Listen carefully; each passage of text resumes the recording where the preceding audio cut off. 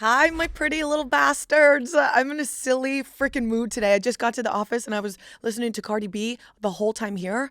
Oh my God. If I don't go to her concert, I'm going to lose my life. I'll lose my life. I have to go. And I was looking at the schedule, cannot figure it out, cannot find to be in the same place at the same time where I'm not doing something to be at her show. So if I don't figure this out, I'm really, really, really going to freak out. Also, I'm trying to quit vaping in like a nonchalant way. Like I vaped today, but like not a lot. And I have one of those mints in right now. I don't know. I'm trying to figure out what works for me. It is kind of burning a hole in the side of my mouth right now, but I don't know if that's just because, I don't know. Maybe it just feels weird. I've only been using them for 2 days, but I hit my vape a lot less when I'm using these mints. I'll keep you updated. I'm not going to start name dropping stuff because I don't know what works yet and I want to like research before I start saying shit works. It's only been 2 days. Relax, Brianna. I'm sure you're not going to quit, but I'm really, really trying. I don't know why. I got back from the Super Bowl and I was like, damn, you vape so much, you loser. But I do the same song and the same dance every single week when we talk about fucking anything. It took me 2 hours to get here because Fashion Week is out of control. Okay. Also out of control. Got back from the Super Bowl and had to go out last night for Fashion Week. Not had to. I'm lucky enough to. But God, I am going to explode. I feel like Hannah, remember when we used to come into PlanBri and be on, I don't know, like a 17-week bender? Yeah, I mean, I have no idea how we did that. No, and that's what it feels like is about to happen again. One night out, I feel worse than like all the college tours combined. One night of 4 beers and I'm done. Oh, that's why you gotta drink high noons, you dummy. Beers mean high noon. Hannah can't drink, but she's also just like a mini tiny baby. So I think one drink for you is gonna hurt. I mean, I just get really hungover. Yeah. See, I don't get hungover if I drink high noons. I get hungover when I'm a fucking crazy person and I'll Yeah. drink martinis, I'll drink wine, I'll drink vodka sodas, and then I'll be like, oh, if I end the night with a high noon, I won't get hungover. It's like, no, babe, you have to drink high noons. all No, night. I if I do high noon, I'm okay. If I go off the walls, it's a big problem for like several days. My hangover doesn't hit till 3 p.m. the next day, too. So I think Yeah. I'm okay. My hangovers I don't know, I've always been like this, but, and people always make fun of me, like they get gradually worse throughout the day. It doesn't get gradually better. No, mine get so much worse throughout the day. Significantly worse. And Yeah. then to the next day after that, I'm like still so fucking just tired and hurt and sad. Yeah, always. I'm really saddened by my actions. I'm not saddened by any of my actions this weekend, guys. I had a blast off. We have a lot to talk about. There's a lot of pop culture I want to get into. I want to talk about the Super Bowl. Obviously, I feel like I have to start with that because I just got back from the Super Bowl. I got back on Tuesday night, technically, because I flew back Monday. And oh my gosh, guys, where do I even begin? I do want to start off by saying thank you so much to Dave and to DraftKings for bringing me to the Super Bowl, for giving me a once in a lifetime experience to actually be at the game, be in the suite. It was fucking obviously horrific and awful and one of the worst games I've ever watched in history. It was so slow. It was so sad. Drake May fucking sucked. It was really tough to watch. It was really depressing. A lot of people in our suite were Seahawks fans. So just picture how more depressing that was. We're like really, really into the game. I didn't get up from my seat. I think you can ask Hogdale. Hey, guys, go ask Hogsdale. But you can ask Hogsdale, or am I saying his name correctly? I never know if I got it right because I was just calling him Hogs. He's a great kid. Oh my God, amazing. Such a nice guy. Sat next to him the whole game. But yeah, they were like, Bree, did you ever get up from your seat? I didn't even know Tom Brady, Kendall Jenner, and Odessa were behind me because I was so locked in to the fucking game. I thought, so with the Patriots, I grew up very spoiled. Anyone that's like my age grew up in New England, you know what we used to experience. And in my head, I just kept saying, just remember Atlanta. Just remember Atlanta. Remember the third quarter, 28-3. Like, just remember that anything is possible. But you have to remember it's not the same team. It's not Brady. It's not Gronk. It's not Edelman. And I don't know. It just broke my heart a little because we'll never experience what we got to experience with that team. And in my head, I think Tom Brady, with the whole shit of him not having a dog in the fight, that kind of broke my heart. Do you think that's fair, Hannah? because he is like, I get he's a sports commentator and that's like his thing now, but he doesn't have to do that. No, he's Tom Brady. He can say whatever he wants. He can say whatever So I don't the think fuck that he was wants. fair. I think like he won 7 Super Bowls, right? Or Yeah. 6 with the Patriots, He won maybe. 6 with the Patriots. Like I would be so pissed off if I was anyone that ever played with him, to be honest. There's a statue of him. Yeah. We have a statue of him. Yeah. Like, you always have to say. And then he doubled down the next day. Actually, I never know if I use the double down term correctly. Doubled down? Doubled down, what does it mean? Like I think I always say it opposite. He doubled down, like he stood on it? Yeah, he stood his ground and he said it again. It was like when people were like, you shouldn't say that. He was like, no, I don't have a dog in the fight. Yeah, see, so I always know I say it wrong. And yeah, so, okay. I thought he didn't double down. He did the opposite of double down. He took it back? He took it back. He dog walked that back. Okay, so yeah, you used that very wrong. Yeah, he was like, well, he posted, so he got all the flack for saying he doesn't have a dog in the fight about the Patriots and the Seahawks in the Super Bowl when he was asked like who he's rooting for. And then the next day he posted a picture of Mike Vrabel. Am I saying his name right? I don't know why I'm asking you. I don't know who that is. I get nervous when I talk sports because I'm at a sports company. I mean, don't look at me. Everyone thinks no I'm just one like football team. hooker.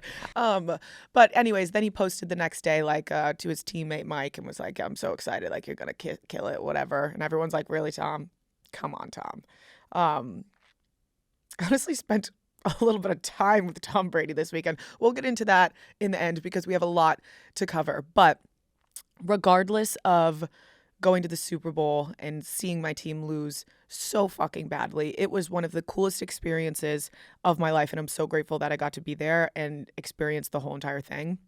But I got to San Francisco on Thursday, I believe. And okay, I know that I have this problem where whenever I go to a new city, I say that I want to move there and I love it and it's the best city ever.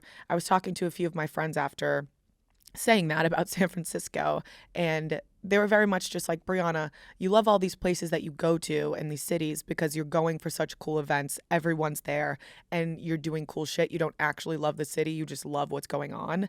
And I was like, okay, maybe you're right, but that's not true. I loved Boise, Idaho, and nothing was going on. I was there for a PlanBri tour, but we just did the show, and I still loved it so much. And I was there before for nothing, and I floated the river and thought it was amazing.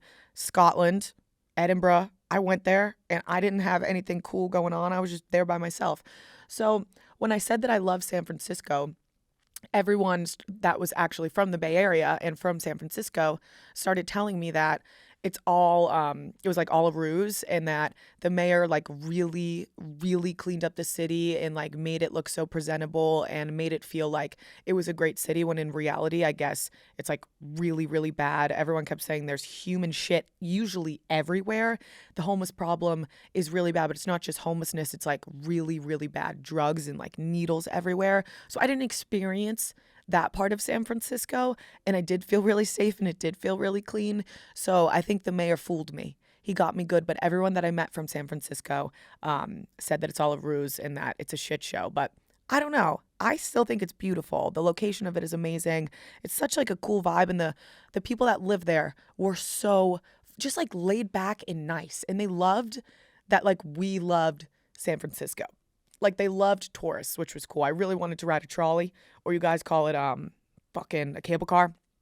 And I feel like usually in other cities, in Boston at least, everyone's like, oh, they're doing the tourist things. Like everyone from San Francisco, I almost said San Fran, which I'm not allowed to say, and I still don't know why. Do you know why we're not allowed to say San Fran, Hannah? You're asking me a lot of things that I don't know the answer to. Can we look up why San Francisco's people don't like to say San Fran? I mean, I feel like it's just one of those things that's like, just to be like, I don't know, this is my city. I don't know. Yeah. It would totally be counterintuitive to vape and have a mint in right Probably, now, right? Yeah. Whenever I get to talking, I just want to get to vaping, and I just don't know what that is. I don't think it's the actual nicotine. I think I just always want something in my mouth to shut me up. I think I just put it in like a binky, like a bubba. But yeah, I said San Fran on my story, and everyone was like, love you to death, girl, but you are a moron and never say San Fran again. Don't you ever step foot back in here. It is considered a lazy outsider term that disregards the city's history and dignity. Okay, that seems a little bit dramatic. I'm trying to... It disregards the dignity of a city? I don't know. If you're from San Francisco, comment below. Why don't you like it? We Yes. should just ask Jackie. Yes, San She's Francisco. from Let Bay me see where Area, this goes. right? Should I call Jackie? Yeah. Okay. I don't think she's from like San Francisco, But she'll know. like the Bay Area. Yeah. Okay. Hey, Jackie, I have you're live on PlanBri. I have a question for you. Why do people not like when you call San Francisco San Fran? Oh, you know what? I don't really. It's just kind of like not something. The same thing as like Cali. It's just something like we don't actually say, and but you just like know that somebody's not actually from there. Okay. But it's So kind of like one of you're those like a things- loser outsider if you say it.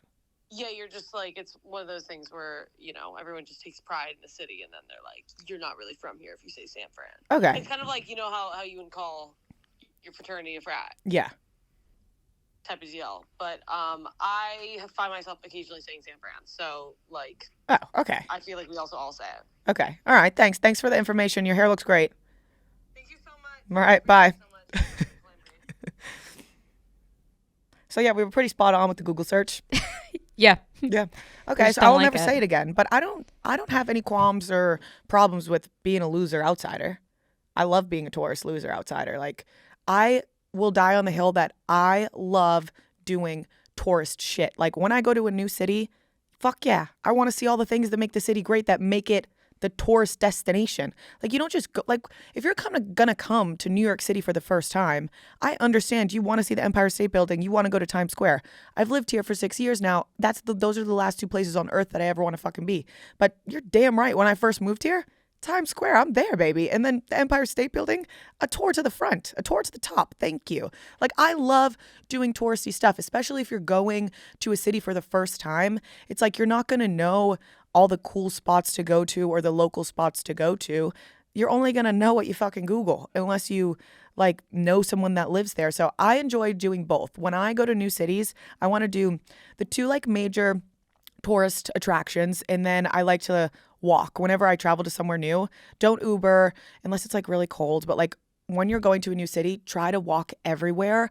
And that's kind of how you learn what neighborhoods you like, what's cool, and you kind of feel like a local in that sense. But fuck you if anyone makes you feel shitty for wanting to do the touristy stuff. Like doing the touristy stuff is what makes these major cities cool. So of course, when I went to San Francisco, I went to the Golden Gate Bridge. I went on the trolley. I went to the Full House place. I went to the parks that everyone goes to because that's cool. And you get to be like, yeah, I went to the cool places in San Francisco. So my first day in I'm going to say San Fran. Fuck it. I'm going to say San Fran. It's easier to say. All right, guys, quick commercial break. So after being snowed in, stuck inside, freezing, getting back out there feels extra good. It also does kind of feel like spring a little bit. It was 30 degrees out and I was like, it is summertime. But that's what Bumble does the best. It's bringing people together. So that's why the Barstool and Bumble team have teamed up to host single nights for their communities and cities across the U.S. from now through St. Patrick's Day. Guys, this is really cool. This is really fun. So these nights are the perfect way to show up and mingle with people you already know are single and dating with intention. So there's no guessing. You're walking into a group of people, good people, cool people that you know are all looking for the same thing. So the past couple events were filled with fun, easy to talk to, cool people that actually expect to find on Bumble these days, making it simple to show up and connect. So if you're excited to make new connections, you can download Bumble today. Excited to make new connections? Get out there. Do it with Bumble and download it right frickin' now. And we can get out into these cities with Barstool and Bumble team, and maybe you'll find the love of your life. Who knows? Let's get back to the episode. We did the trolley ride. We did all of the touristy stuff, and it was beautiful. I had a great time. And then it all began. I'm totally fucking lying. I landed the night before at 9 p.m. and I kept telling to myself, it's going to be a long weekend, Brianna. You have shit all day, every day for the next 4 days. This is a marathon, not a sprint. Do not go out. Texting all my friends back in New York. I'm like, I'm not going to do it. You know, when you're on a flight and all you want to do is text, it's like the only time I answer all my texts is when I'm on a flight, if I get Wi-Fi. And I'm rapid firing texts. I'm like, oh, I'm going to be so good tonight. I landed there and there was just something in the air. Like it just felt crisp and it was kind of warm out and you could like smell the ocean. I was like, oh my God, immediately I need to go out. So I get to my hotel. I get ready in about 10 minutes. I'm trying so hard to get to where the Barstool people are because all of the Barstool crew had been there kind of all week to do, I guess they were there for like sports, the Fox show.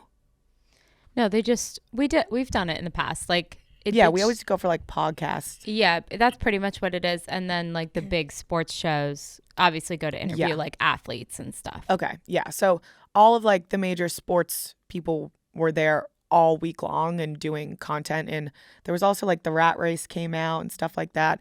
We didn't go this year because every time we go to Super Bowl, like beforehand with the Barstool crew, it's all just like athletes and no one gets there until Barstool leaves for people that would want to come on PlanBri. So it was like kind of like there's no point.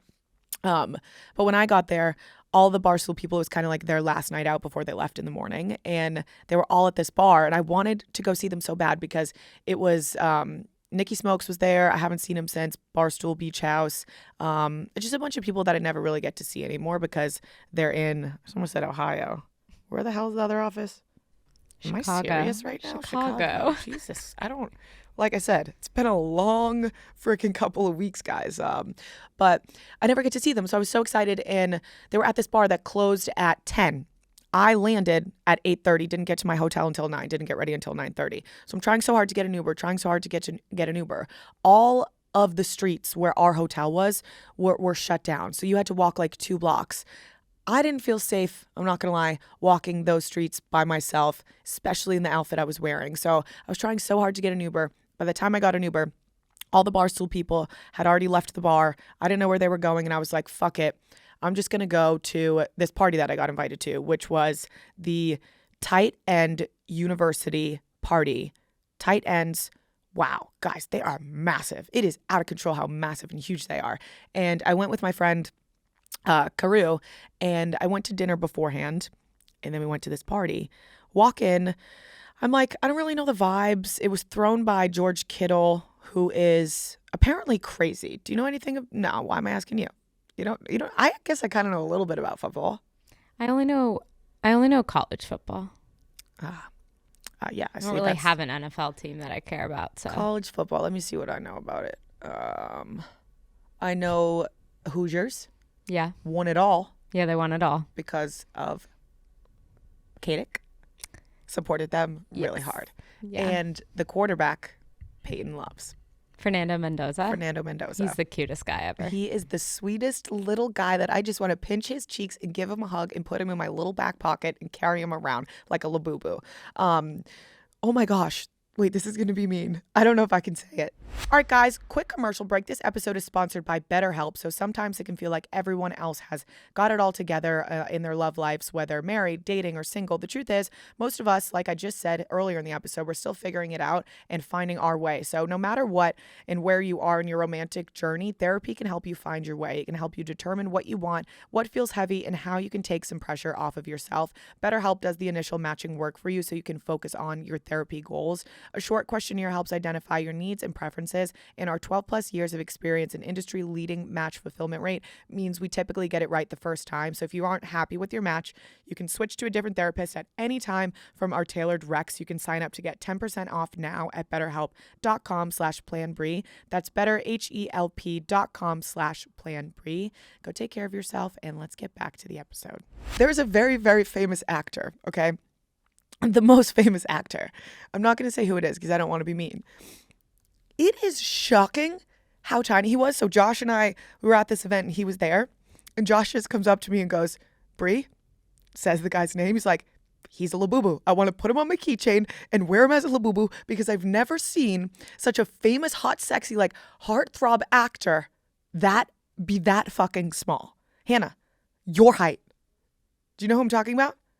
No, I have no idea. I'm trying to think. I'll say the name and you're going to be shocked that he's your height. My height, 5'1". No, he's 5'5". Okay. 5'5" maximum. Okay. Like actual maximum. Okay. I was towering, like we were in the same eye level. I mean, like we should have been the same eye level. See straight over him. I feel like I would have an an idea of who you were talking about, but they wouldn't be at the tight end university. This was a different party. Oh, okay. But they wouldn't be at the Super Bowl.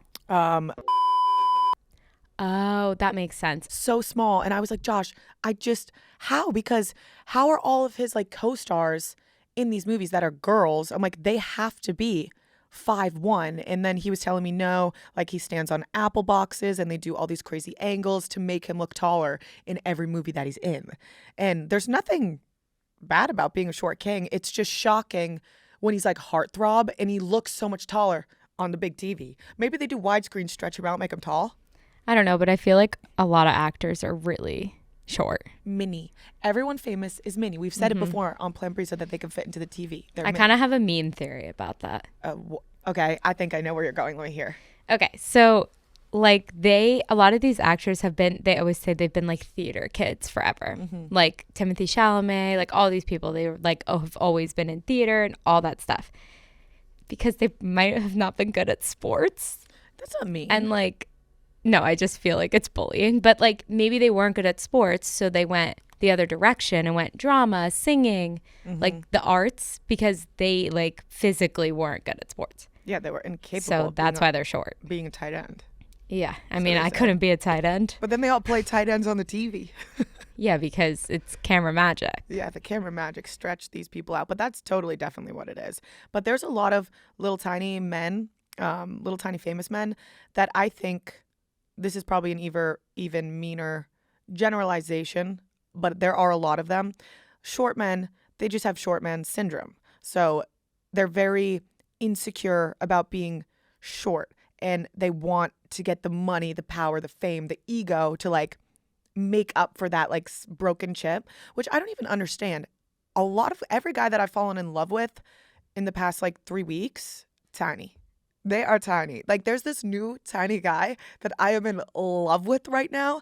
And he is just so tiny and cool. He doesn't say one thing. Like we went out with him last night. He just sits back, observes, and I'm like, that is the sexiest thing a man can do, is just say no, I don't mean it like that, but like, you know, when he's like not trying too hard, he's just there, and if you talk to him, he'll talk to you, but he's not trying hard. And I think that's a cool short guy.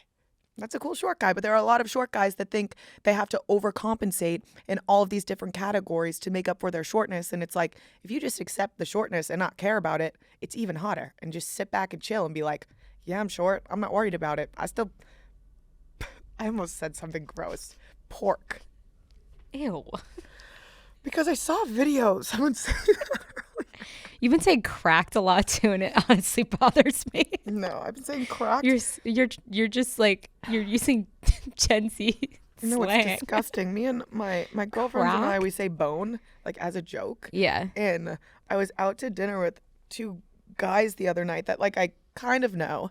And I was telling them a story about the Super Bowl. And I kept saying bone, like as if I'm with my girlfriends and like we know it's a joke. And I had to stop myself in my tracks and be like, oh no, I don't actually say bone. Like it's just a joke. And they were horrified. I think boned is better than cracked. Boned and cracked and piped and smashed. Smash? Pork is disgusting. Pork is disgusting. I stopped myself in my tracks before I could say it. Pork is like out of this fucking world. Jesus, am I a frat boy? What is going on? But yeah, a lot of little men syndrome. Anyway, so first night that we go out, wasn't supposed to go out, went to the tight end party. I get there and I don't see Gia. I know Gia Giudice is there because we were texting, but I see her boyfriend and I haven't met him yet. And like, we just embrace each other. I'm like, I fucking love you. Cause anything to do with Gia, I just love. And I know so much about him through her that I felt like we were friends. Gia's boyfriend, and she'll be fine with me, I think, telling this story because I kind of put it on my Instagram story already. But her boyfriend, he was very excited, like football player. These are like every football player was there. It was Travis Kelce was there. I think he FaceTimed Taylor Swift on stage while Loud Luxury was playing Love Story. And I saw a video of it after and I was like, holy shit, I was there and I didn't even realize that. Whole nother point. I totally need Adderall. I can't believe I can just talk this much. But he was very excited to be there. And he got really, really drunk, okay? Like shots after shot after shot after shot. And everything that he did, like me and Gia had full drinks in our hands. I think we only had like 2 or 3 drinks each. Everything that He did. Like, we already had drinks. We're like, we need to go to the bar. I need a drink just to get away. Because she was like, he is pissing me off so bad right now. And she's like, this is what a relationship of 6 years looks like. Like, oh my gosh, it was so funny. And it reminded me of, it reminded me of my college ex, where he would get so drunk. He would just get so drunk and annoy you so much. And then you wake up and you're like, oh my gosh, you're my best friend and I hate you, but I love you. And she called me in the morning and she's like, I'm so sorry. Christian wanted to call and firsthand apologize for being so annoying and he has so much anxiety. And I'm like, no, everything is fine. He was so funny. I loved him. And we were at this party. It was super fun. We talked to what the weird thing about Super Bowl weekend is, it's every year you get reunited with the people that you met the first time that you went to the Super Bowl. And it's like your annual reunion and you genuinely only see them at the Super Bowl each year. So all of the people I met last year, I reunited with this year, and you just hang out all weekend and then you don't see them again for another year. So I saw everyone at that party. It was great. And Gia, myself, and Christian left together, went back home, woke up, had my beautiful tourist day. And then it was freaking go time, guys. I'm talking like back to back to back. I went to some of the most fun Super Bowl weekend. Like, it really is my Super Bowl. Even if I don't go to the game, it's my Super Bowl. Just those parties, those people, the energy is amazing. It's always in a cool city. And I'm trying to think of what this first night was. We went to oh my gosh, guys, I'm gonna cry. I went to the Uber One party, which was so amazing. And I went up to, okay, so kind of back to what I just said. Last year at the Super Bowl, I met, or I hung out with, I don't think it was my first time meeting him, but it was the first time like hanging out with him. This guy, Oliver, he's amazing. He's in LA. His family like owns a team. So he's just always at the Super Bowl and he's the best. He's amazing. We hung out last Super Bowl, but kind of just for one night. And when we got to the Uber One party, it was me, Aiden, and Haley. And we didn't really recognize anyone when we got there. I'm the type of person, and I found out that this is rare, and which blows my freaking mind. But if I see someone I like kind of know or have met before, or like we have mutuals or someone that I want to talk to, like I'm going to go up and introduce myself or be like, hey, like, how are you? It's nice to see you. And last time I was at the Super Bowl, I had pretty much blonde hair. Now I have black hair. I went up to Oliver, who I met last time, and he's with Chris Sterniolo, who I'm like the biggest fan of. I think he's amazing. So I just went up to him and I was like, hi, like, it's me. And he didn't recognize me at first. And guys, I wanted to literally fucking kill myself. It took him a second to like register that I have black hair now. And I'm like, oh, it's Bri. And he was like, oh my fucking God. That was about to be the most awkward experience of my whole entire life. And I was like, no, imagine going up to someone and being like, hi, good to see you. And they don't recognize you or remember you at all.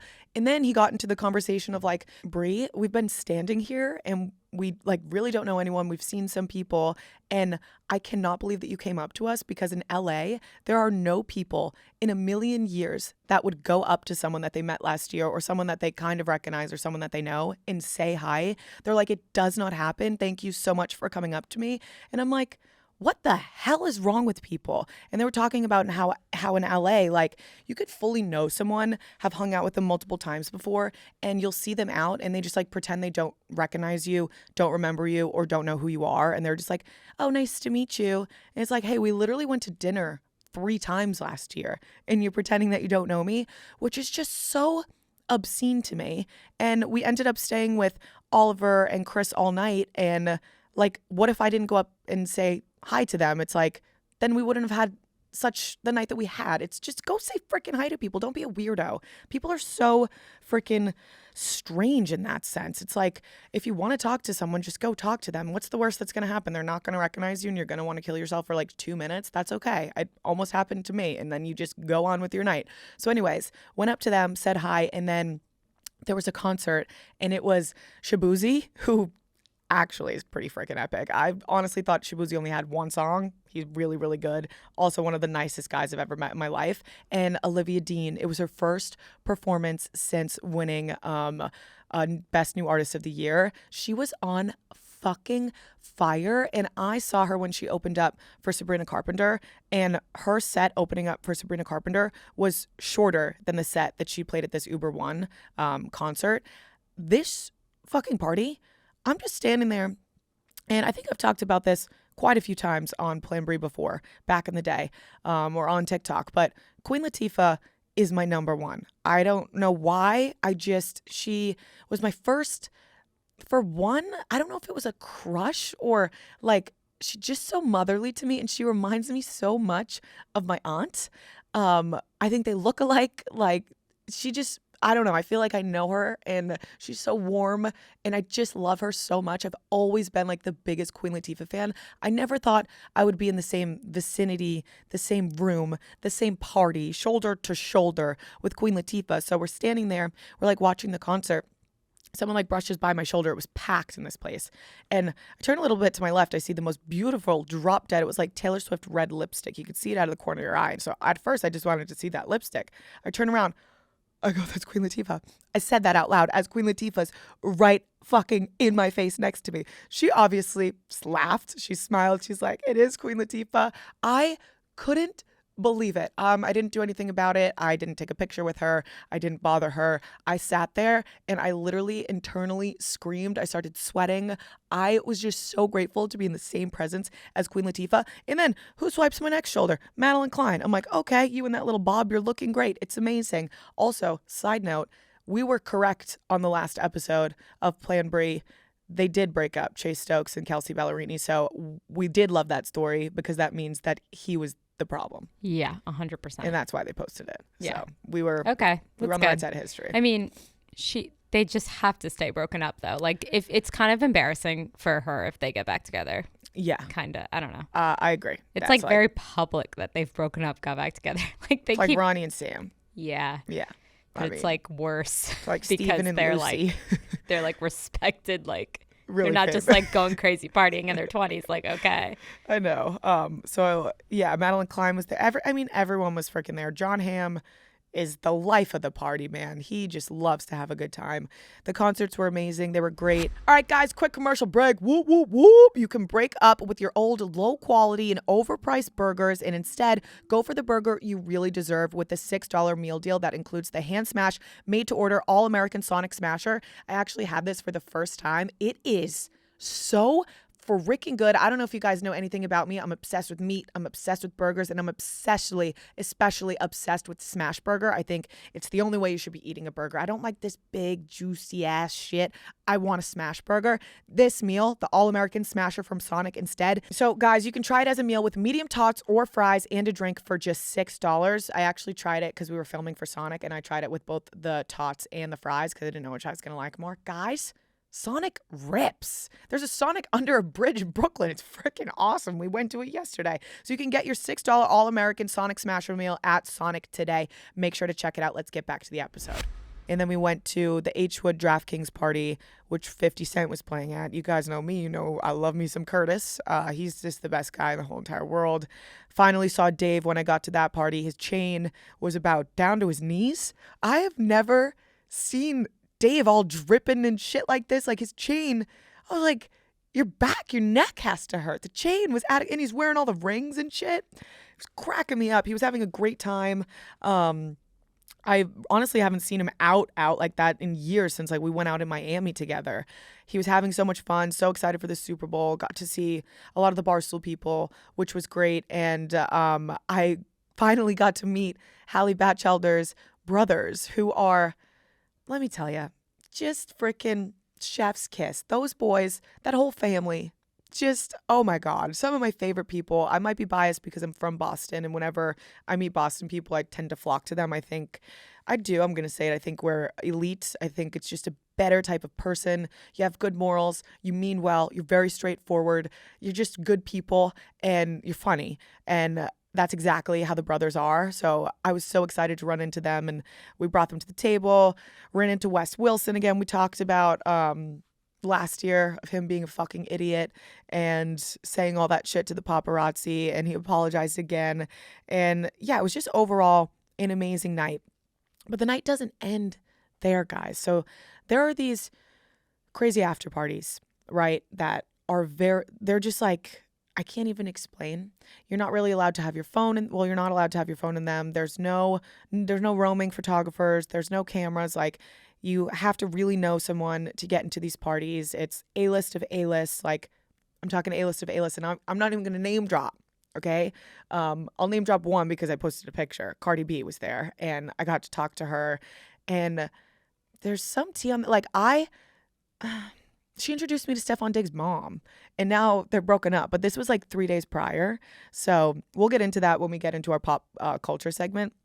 But she was just the nicest, most down-to-earth, amazing. I love her so much. And it took me 2 tries to actually talk to her. Like, I built up the courage. All my friends know that I love her bad. Like, I just think she's so fucking awesome. And I started walking over to her. It's like a small room. It's not like, it's nothing that crazy. Like, she can see me walking over to her. I walk over. I get within maybe 5 feet of her.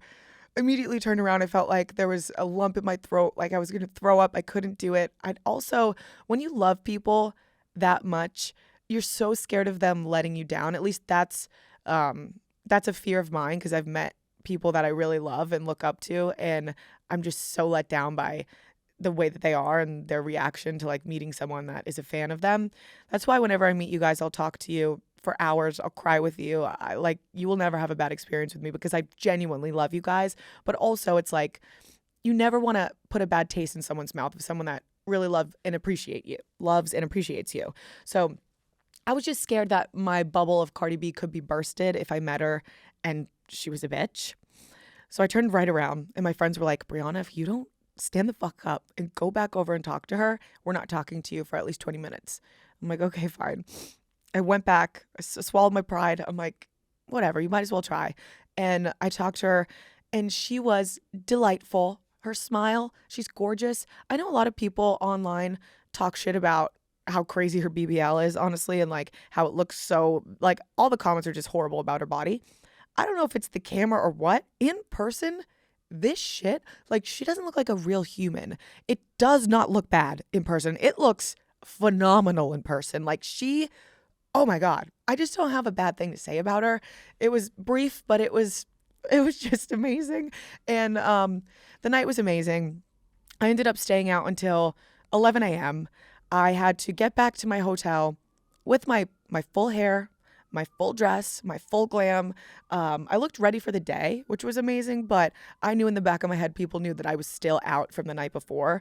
Do you know what I did, Hannah? I called security Mike, and I was like, Mike, I cannot get an Uber right now. One, because all the streets were closed off. Two, I was humiliated, and I was like, can you just please come get me? I'm airing my own shit out right now, but he was like, this is between us. This never happened. I never left the hotel this morning. You good, Bri? You good? That's I'm never so going to tell funny. anyone. He's like, I've seen a lot worse from you on the college tour days. Yeah. And I'm like, Mike, thank God you are my fucking savior.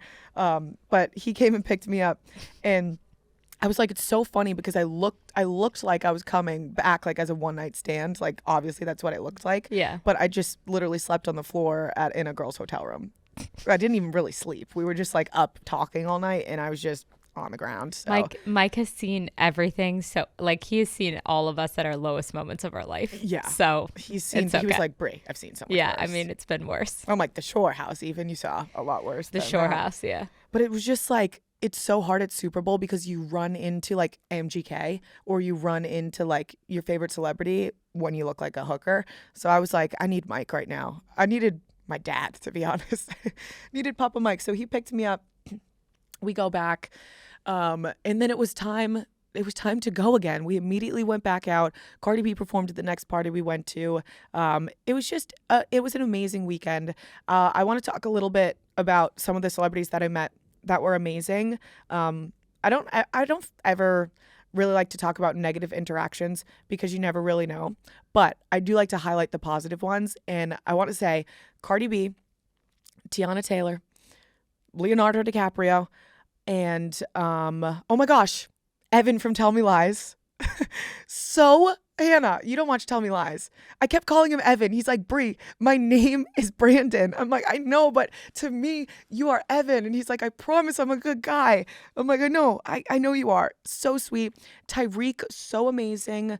Tiana Taylor, the nicest person I've ever met in my freaking life. Tom Brady, fucking awesome.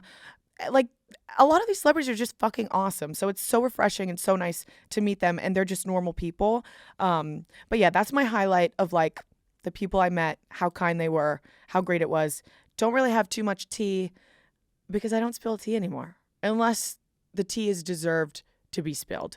And like I said, filled up to here with secrets. So if anyone fucks me over, just know I have so much on you. Let's get in to a segment. So we have our pop culture catch up. It's presented by High Noon. We love High Noon. We've already talked about High Noon on this podcast today. Drank a lot of High Noons at the Super Bowl, but there's our pop culture catch up. So there's a lot of stuff going on right now. One of the main things that, oh my God, guys, I can't believe this. Okay, so the cheating Olympian, the cheating fucking foolish freako Olympian. And this is the first time that I've talked about men being shitty, and majority of men are agreeing with me. Like whenever I post something negative about men on my Instagram story, which is like maybe 2 to 3 times a day, all of the responses from men are like, you're generalizing, fuck you, like you're a bitch, you're a whore, we hate you too. This time, talking about this Olympian that we'll get into, almost every single man that responded, I'm talking thousands, agreed with me. And I was like, are we turning a leaf? Did Bad Bunny really change the world? Like now everyone's just great. But the cheating Olympian, okay? So a Norwegian Olympian, Sturla Ligrid, issued a public apology to his ex-girlfriend for cheating on her. There is someone who may not be watching today. This is what he said. Half a year ago, I met the love of my life, the world's most beautiful, finest person, Ligrid said from the finish line on Tuesday. And 3 months ago, I made the biggest mistake of my life and cheated on her. I had a gold medal in my life, he continued. There are probably many now who look at me with different eyes, but I only have eyes for her. I don't quite know what I want to achieve by saying it here now, but sport has taken second place in recent days. I wish I could share it with her. Okay, you freak. This to me is like, what the fuck? Men will do anything besides go to fucking therapy. You're telling me, first of all, you're going to win the bronze medal and get up here and do all this shit. Second of all, you already humiliated her behind closed doors, okay? You cheated on her, the love of your life after 3 months. Seems a little scary too. But you already cheated on her behind closed doors. Humiliated her, I'm assuming broke her heart, because if you're saying she's the love of your life, I'm sure maybe she felt the same way. And then you're going to get on national television after it's been half a year now, right? After 3 months go by and she's probably finally moving on, healing from this experience, not wanting to see you anywhere, not watching you because you cheated on her, and she's trying to get through it as she does privately. You're going to get on TV and tell everyone that you fucking cheated on her. Here's my thing. If you really, if you wanted to be a real man about this, one, okay, obviously I'm going to say don't cheat. We already know that men cheat. Women cheat too, but men cheat a lot more. 1, don't cheat. 2, if you really love her and you really want her back, all you had to do was get in that interview and dedicate the medal that you won, the bronze, to her. You could have said, hey, you don't even have to say her name. I have the love of my life. I love her so much. She's not here with me today. I did this for you. I've been thinking about you. This was for you. I miss you. I love you. That's all you had to say. The fact that he said he cheated on her, Hannah. I think he told her last week that he cheated. Oh my God. He cheated on her. This is what one of the articles says. He admitted to cheating on his girlfriend of 6 months 3 months ago and told her last week. Oh, but the 3 months, so the 3 months prior before that wasn't on top of your mind. But now that he probably got caught, and then he had to tell her, and now he has to publicly, what happened in the 3 months before? Why didn't you tell her when it happened? But you told her a week ago on national television? I don't know if it's true, but I did.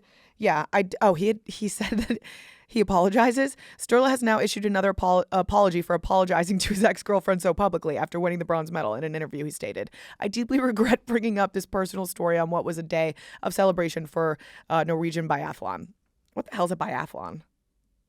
I think it's 2 sports. I don't know. I don't know. Legreed told NRK in a statement released on Wednesday, February 11th, I'm not quite myself these days, and I'm not thinking clearly. My apologies go to Joanne Olive, who deserved all the attention after winning gold.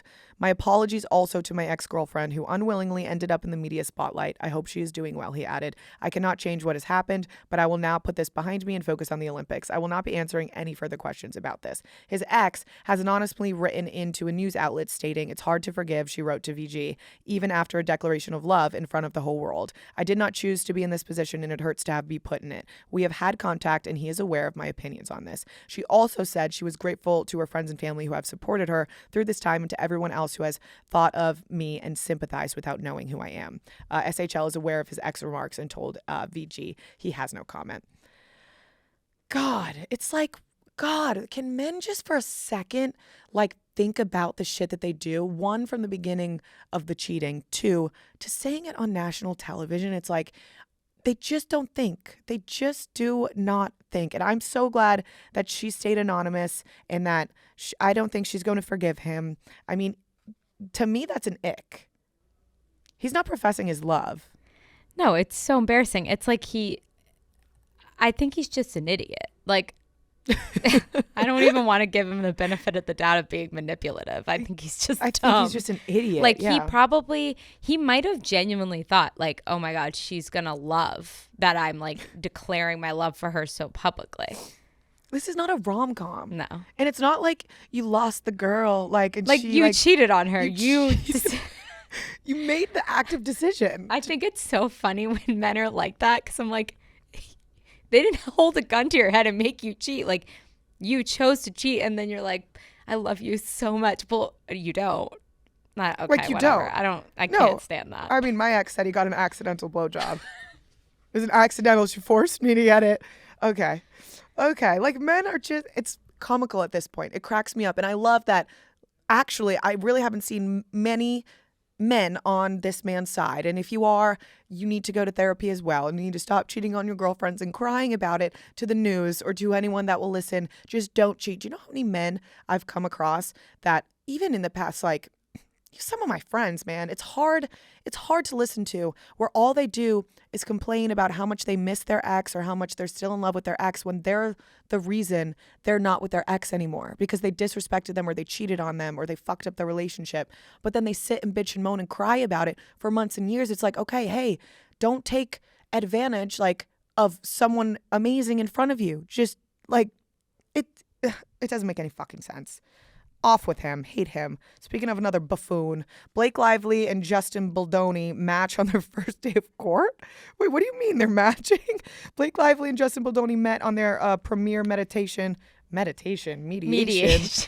both wearing pink and green outfits. It is believed that case will go to trial. I honestly don't know what's going on with them. I know from the beginning I've really been on Blake's side, and a lot of people aren't on Blake's side. I think if multiple women have come out with similar stories or complaints about a man, it's like, at what point, how many women have to come out for us to believe the woman over the men? I totally understand Blake Lively's not the perfect victim. We don't like her. Whatever you guys want to say about her, she's a bitch, she's lying, this and that. I don't know. When other women have the same story, it's hard to discredit one woman just because you don't like her. Tom Brady interview with Logan Paul at the Super Bowl. This was insane, guys. So while interviewing Tom Brady, Logan Paul shared that he is being flown out to Saudi Arabia to compete in a flag football game with Tom. Tom Brady responds and says, I'm actually a little worried for you. You're a good athlete, but these guys are on another level. Logan Paul then laughs in Tom Brady's face and says, no, I am the highest level. I am the level. Tom Brady then mentions Saquon Barkley, and Logan Paul says, can Saquon Barkley do a flip off the top rope? Brady responds, that's cute. I love WWE. Logan Paul at this point, he's trolling. There's not one world. Actually, is he so that delusional that he thinks he's? Well, the funny thing is that when he was like talking about like, okay, here's my sports knowledge because Penn State, Saquon Barkley. Yeah. When he's talking about like, oh, well, I can do a flip off a top rope. I don't even, first of all, cool. I don't know what you're talking about. Like, first of all, I'm a Navy SEAL. Who's the guy with him? Mike? Mike Malek. Yeah. He was like, have you seen Saquon Barkley jump over people, dude? Like, Saquon Barkley's known for flipping over people while playing football, running so fast. And Logan Paul's like, well, can he do a backflip? Like not jumping on a jumpy rope with your boner in your boxers and on. not saying like Logan Paul's not athletic. I'm sure he is athletic. But you're not like to genuinely think. He also was like, I ran 1,200 yards in high school. Who gives a shit? If you're still talking about high school fucking football and you're grown up, come on. But that's why I think he's just ultimate troller. He was. I think he was trolling because Impulsive was the one that posted the clip, and then I was like, this is trolling. Yeah. Jake Paul tweeted that the Bad Bunny halftime show is un-American, that he can't support it, blah, blah, blah, blah, blah, that no one should be watching it. They should all boycott it because without the people and the views, then nobody has anything and we have to make a stance or yada, yada, yada, bullshit, idiotic person that literally lives in Puerto Rico. And then he walked it back and tried to say that he is an American and that it was unifying. And Logan Paul spoke out and said that he doesn't agree with his brother in the beginning. And it's like, I just have a hard time thinking that anything they do or say isn't completely in the sense of they want to get traction, get talked about, be famous, be polarizing, and go viral. Yeah, I mean, I think they obviously are figuring out, like, they're obviously running a business, and I think that they don't care if people don't like them, so they're just like, whatever is getting us top of the headline. Yeah. And don't they have a show or something? They have like a Paul American. So maybe like they have a new season coming out or whatever, and they're just trying to drum up, because I haven't heard them in months. No, me either. And then like all this stuff, like all within 1 week, it makes me feel like that's what they're doing. Yeah, that's true. The halftime show, guys, I can't even explain. It was amazing. I mean, obviously it was made for TV, so it wasn't as cool in person. I just felt cool knowing that I was there to like experience it. And also, I keep seeing videos or like people talking about how no one in the stadium like enjoyed it or was dancing or was having fun. Literally every single person in my suite was jumping up and down. Like, I was going crazy. I don't know one fucking lyric to the song. I don't know any Bad Bunny like lyrics because I don't speak Spanish, and I've never been more excited to see someone at a halftime show before. The one thing that was annoying, which I don't understand, just to be at the game, is you would think that they would play the halftime show like on the Jumbotron.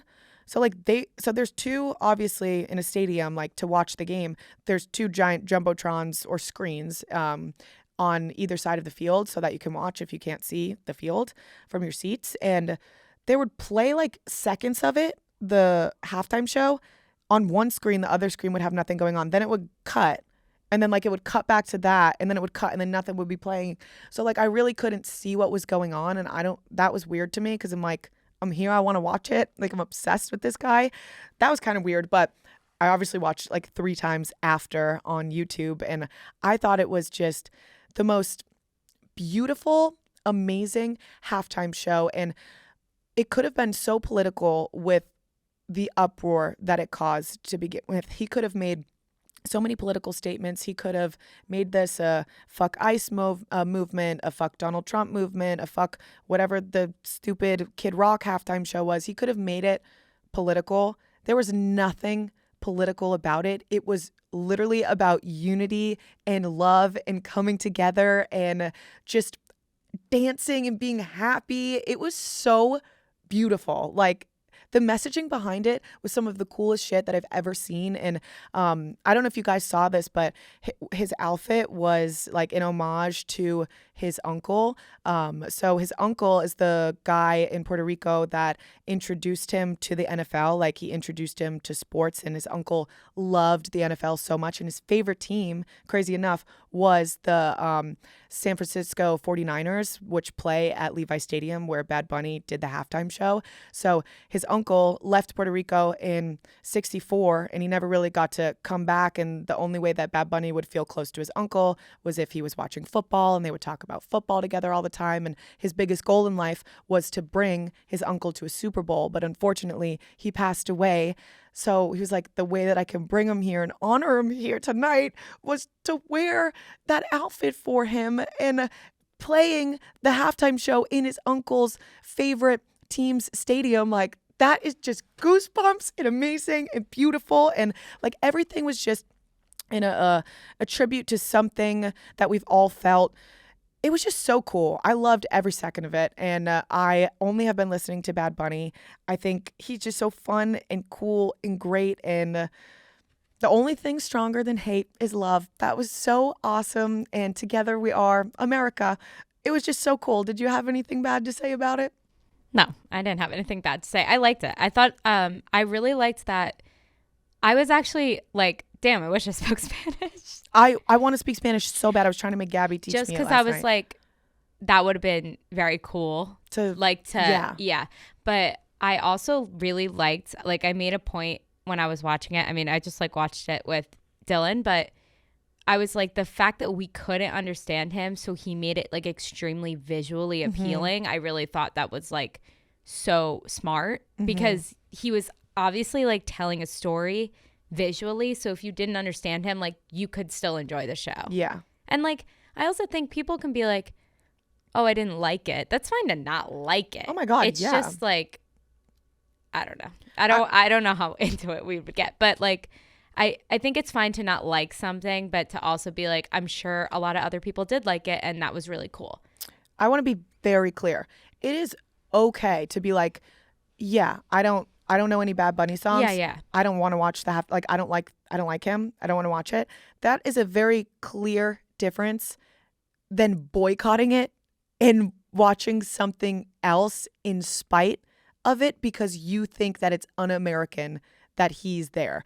I get it. I don't know his songs. I don't want to watch it. Say that. That's fine. Or like, but to watch something in protest, which is a clear, like, play at saying, hey, we hate this. We're boycotting it. We are the opposite of this. We are Christian and we are doing this. And we are America and this is un-American. Like, that is a stark difference. And if you can't see that that is blatantly racist, you are part of the fucking problem. And I could do a fucking 5,000 page thesis on how bizarre it is that people actually can't see with their own fucking eyes that that is just blatantly racist. You don't listen to his music, you don't like the halftime show, that's fine. To sit there and say it's un-American and you have to watch something in protest and boycott it is fucking insane. The fact that they made a separate halftime show is just fucking weird. It is just so. Did you see it? Did you see any clips of it? All I saw was the kiss my fish. I just want to kiss my fish and drink my beer and shoot my guns and be racist all on this lawn. I just thought it was like a little bit of a silly. Like, I just think it was just like, my takeaway was just like, this is silly to have like a. It's just silly. Like, just if you don't like it, like, you totally don't have to watch it, and no one's gonna be mad if you're just like, I don't care, or go on your phone. I don't know. What about? I didn't watch 1 second of the football game. I was on my phone the whole time. Like, are we? Yeah, go on your phone. Like, are we forgetting that Bad Bunny was already there before? Are we forgetting about J-Lo and Shakira? I think like the time is so tense that everything becomes an argument when it just like really doesn't need to be. Like, I think it's just, yeah, that's fine if you don't like it. I'm sure people didn't like tons of halftime performances in the past. People hated Rihanna's too. Yeah, there are plenty of ones that I hate, but you watch it because it's a Super Bowl and it's the halftime show. Oh my God, I'm not gonna get angry. I've been getting angry, but anyway, that was fucking awesome. The halftime show was great. I thought it was insane that all those people like ended up there. Jessica Alba looked 15 years old. I pray to God I mean, I'm not going to, but like, imagine looking like that at, what is she, 44? Yeah, she looked 19. 19. I didn't know who it was. Also, her outfit was like from 2016. Like, I was just like, wait, this is super random. Alex Earl up there, the whole world's shaking in their boots that she was up there. Hey, are you going to say no if they ask you to be in the halftime show? I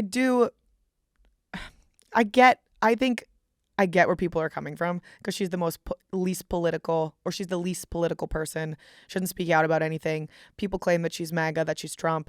And then at the end of the day, it's like, well, that was kind of the whole message of Bad Bunny's performance is that unity, we should all be together and it doesn't matter our differences. So like if that is what you think of Alex Earl, that is kind of the whole point of why she was up there. And then even if she is the opposite, then it makes it even better that she's up there. Like, I don't know.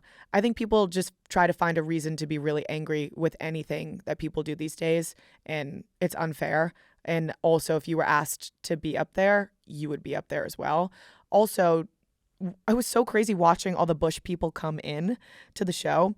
They had to do that because on the Super Bowl halftime, you're only allotted a certain amount of carts to bring out, and he really wanted that set, but he needed everything else. I was so confused. Okay, that makes sense. Because I thought, like, when they were all walking out, I assumed that they would move in formations and that it was like they were going to be dancing, you know? I didn't think that they were going to be completely still. One of my friends, Buddy, it was a lottery in San Francisco to get it. He was a Bush person. Oh, that's and cool. I guess it was really, really heavy, and like people had to like train with backpacks, and like it was a lot for them. But you're only allowed to have a certain amount of carts rolled out. It's an NFL rule every single halftime show. And he really wanted like that to be a part. So he had to make people bushes so that he could bring all of the rest of the set out and like make it exactly what he wanted. All right, guys, quick commercial break. So Quince is all about elevated essentials that feel effortless. It's actually really cool if you haven't heard of Quince yet. It's designed for layering and mixing. Each piece helps to build a timeless wardrobe made to last with versatile silhouettes and thoughtful details. They're the kind of styles that you wear again and again, and they got the wardrobe staples with quality that's made to last. It's 100% organic sweaters, premium denim made with stretch for all-day comfort, luxe cotton cashmere blends perfect for the changing seasons, everything you need for a wardrobe that actually lasts. So Quince works directly with safe, ethical factories and cuts out the middleman, so you're not paying for brand markup, which is the best part about Quince. It's just high quality clothing. I'm addicted to cashmere. I don't know. I've talked about it on TikTok. I've probably talked about it on here. And it's an expensive addiction. On Quince, you can get a cashmere sweater that's not going to be $900. I think I got 2 from Quince. They're amazing. I'm not sure if this one is from Quince. It honestly might be. But my cashmere collection, through the roof right now with Quince. So Quince uses the highest quality materials like 100% European linen and organic cotton. Everything is to build up, hold up season after season. The stitching, the fit, the fabrics, they're pieces that you'll reach for over and over. You can refresh your wardrobe with Quince. Go to quince.com/PlanBri for free shipping on your order and 365-day returns. Now available in Canada too. That's QUINCE.com/PlanBri to get free shipping and 365-day returns. Quince.com/PlanBri. Let's get back to the episode. I could sit here and talk about Bad Bunny for like 1 million years, but I have to point out Bad Bunny had one of the best glow ups of all time. Have you ever seen his glow up? Oh my gosh, Bad Bunny.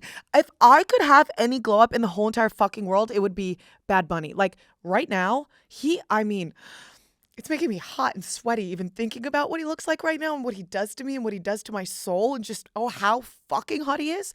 If you look up Bad Bunny, like glow up, Hannah, did you see what he used to look like? It's shocking. It's shocking.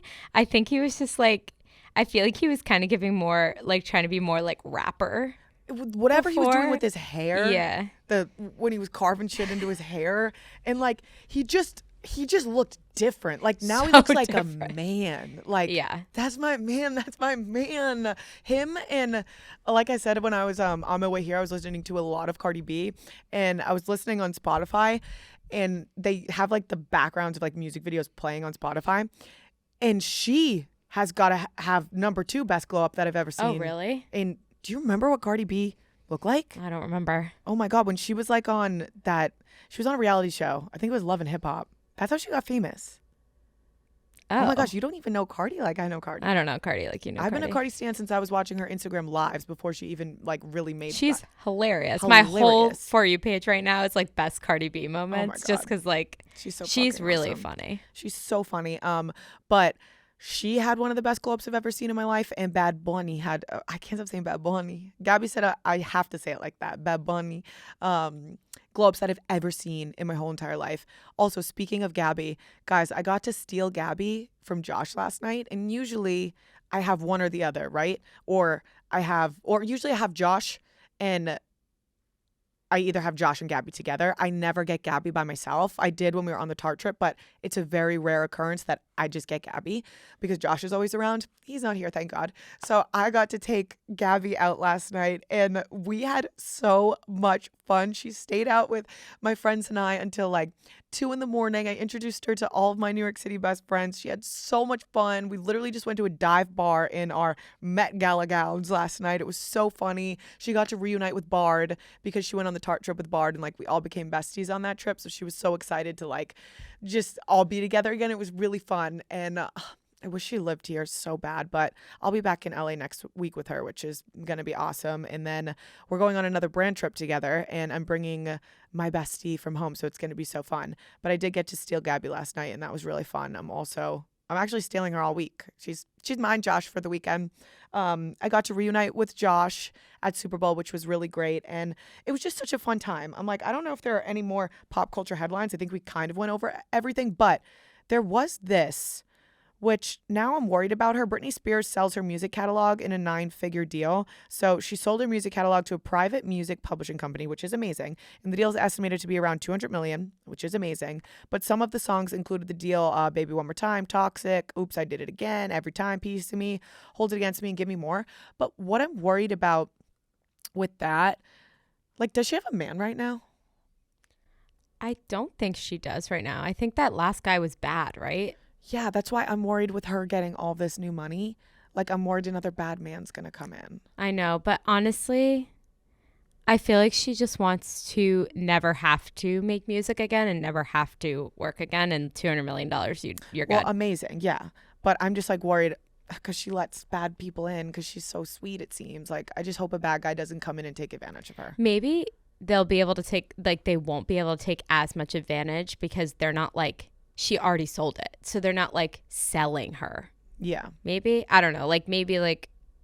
I just mean like stealing the money. Her for money. Yeah.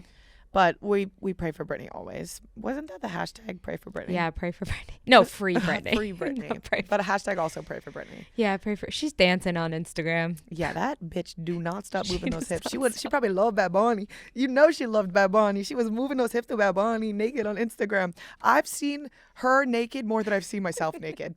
When I pass a mirror, nope, don't look. When I'm in the shower, lights off. When I'm in the bedroom changing, do not pass a mirror, do not look. When I open my phone, Britney Spears is naked. I mean, you have to admire her confidence. I mean, I know. She still has abs. I know. Because she dances all day.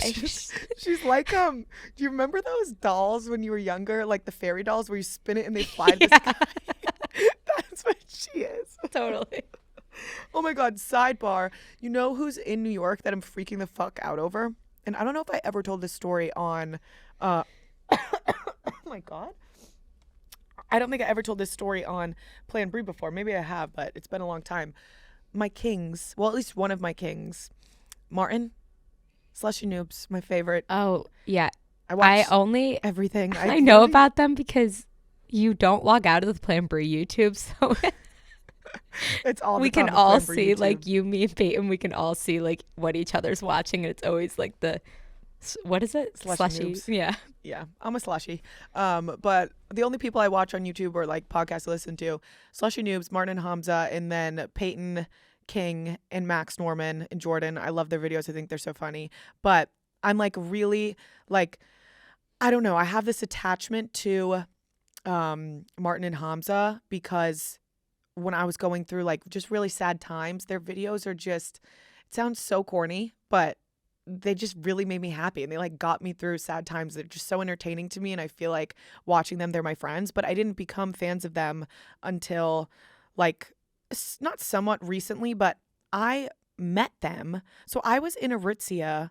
It was like right after I was still living in a hotel. It was like right before the UFC fight that I went to. So it was like kind of right after everything had happened.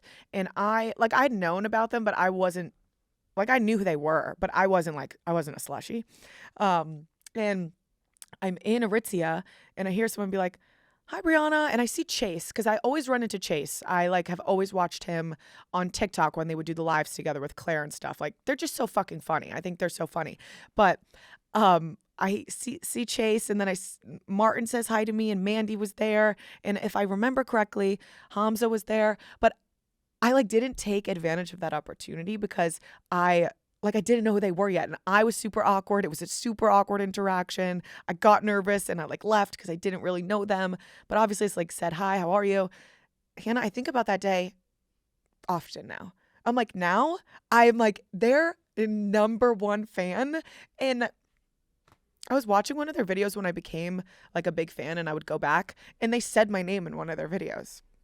Well, maybe they'll see this and they'll know that was a really. No, I don't think they would want to hang out with me. I just want them to know I'm their biggest fan. That was a weird time for you to have any like, how could you have a normal interaction during that time? Yeah, it was all. And then you were at the UFC fight. Oh my God, it was a nightmare. And then I was like 1 pound. I was like walking around dying, living in a hotel. Like all your stuff was at storage. All my stuff was I was buying it all at Aritzia. I was wearing everything I got my outfit for the UFC fight that night. Aritzia denim, Aritzia hat, and that's why it was a New York hat, because I had to get it at the Aritzia in New York. They don't sell Boston caps, and I'm not going to Lids. I'm not going to fucking Lids. What do I look like? But I think about that a lot. But anyway, Martin is here, and I just want to be in the presence of him and Mandy. Now I sound like a creep.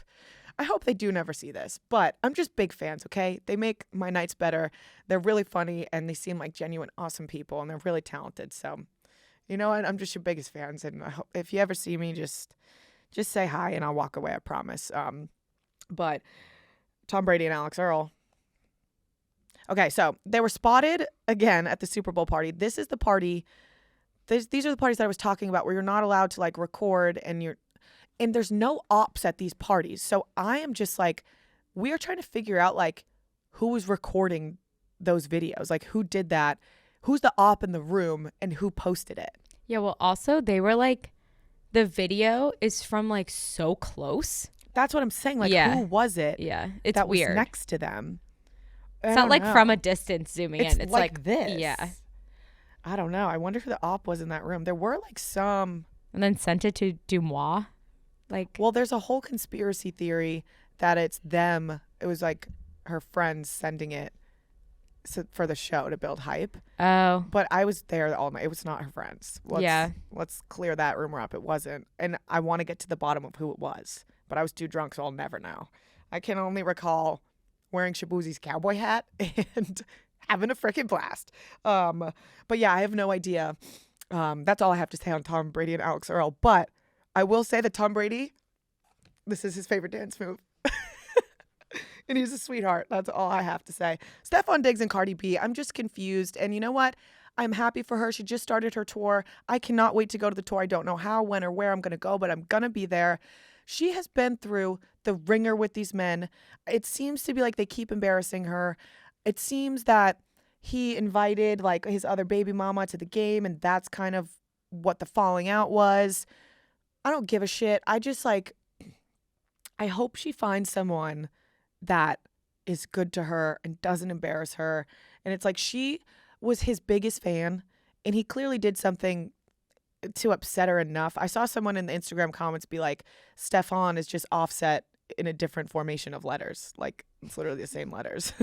I mean, the NFL posted the video of him holding that woman's hand, and the woman seems to like say I love you to him. Oh my God. And the NFL posted it. Stefon, what the fuck, man? I mean, here's another thing. I'll play devil's advocate for my baby Cardi because I need her to stand up and get away from these shit men. If you have, 4 or 5 baby mamas in 1 year?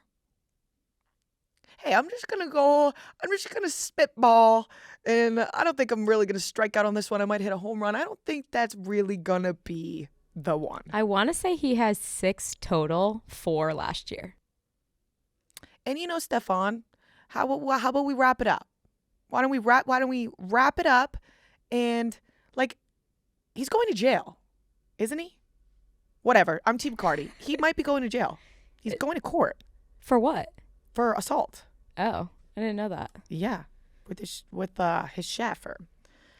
Yeah. Yeah. But there were 2 players on the Patriots that after their game, like, they had to go to court. and they might be going to prison. I'm So it's like Googling not it. only their last game ever, it was like the Super Bowl of the season. It's like, this might be my last game ever. I might be going to jail. Yeah, strangling his former private chef. Yeah, so you know what, Cardi? Good fucking riddance. You can do so much better.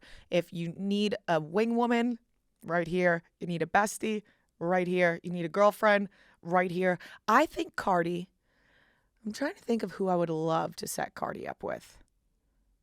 Picture Cardi and Dave. I mean, Dave is fully in a committed relationship. I'm just picturing how hilarious that would be. He couldn't handle any of that. Cardi B and Dave. Cardi B and Dante would be fire. Cardi B and Dante. And Unc, honestly, he would treat her So like the well. queen she So is. well. Cardi B and Unc. Honestly said it up. I would love to set that up. I know that she wouldn't even give him the time of day, but like if she got to know him, I think they Imagine would, Cardi B's at John Boy. oh my gosh. And she would be, because she's that Yeah. down to earth. She would love it. She'd be shaking ass at John Boy. Cardi B and Unc, I think that would be a beautiful, amazing couple. He keeps saying he needs a wife and he needs to settle down. Cardi. And yeah, he doesn't even have to have any kids of his own. He can just help Yeah. Cardi. Wow. I love that. Yeah, that's amazing. So hopefully we can set that up.